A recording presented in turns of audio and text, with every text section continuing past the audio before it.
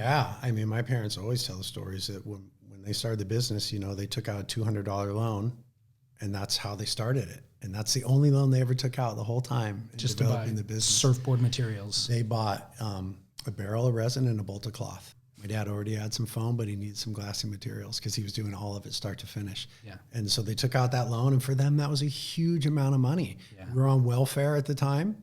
We stood in line to get government milk and government cheese. We lived in a home that had grass growing through the floors and holes in the walls, and my parents were incredibly poor, and my mom worked 2 jobs and my dad worked 2 jobs the whole time they were growing the business. So yeah, to see it come to, a successful thing is incredible. They worked so hard, and all the people along the way. And it's also a story of this region too, to be honest, because this region has grown up a lot in that amount of time. And you talking about your dad just building things for people and your mom making the clothes for people.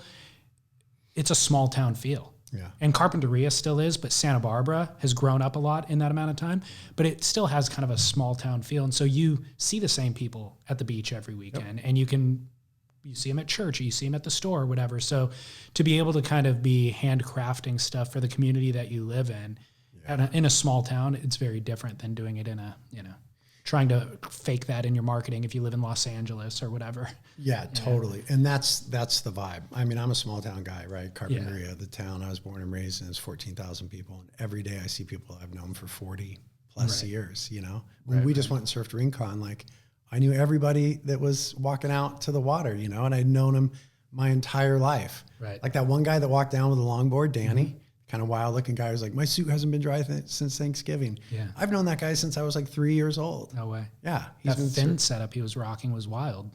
Did you see that? I didn't notice this. He had a quad setup and on a longboard with a swallowtail in the back. Yeah, that's right. And 2 of the front 2 were upright and kind of egg shaped. Yeah. But yeah, that small town vibe, and I love it, man. Nothing makes me more happy than when I go surf my local break and there's someone that I've known for years and they're stoked on their board. Yeah. Like that.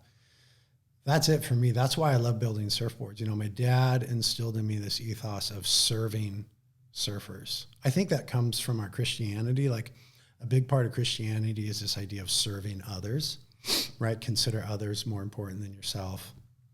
And so my dad incorporated that into both my parents into the surfboard world.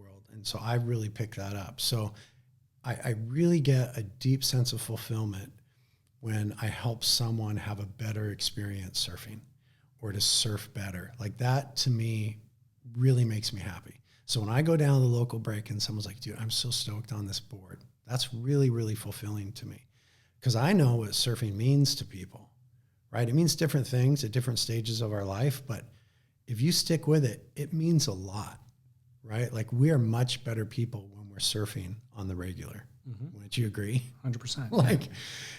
It means a lot to people.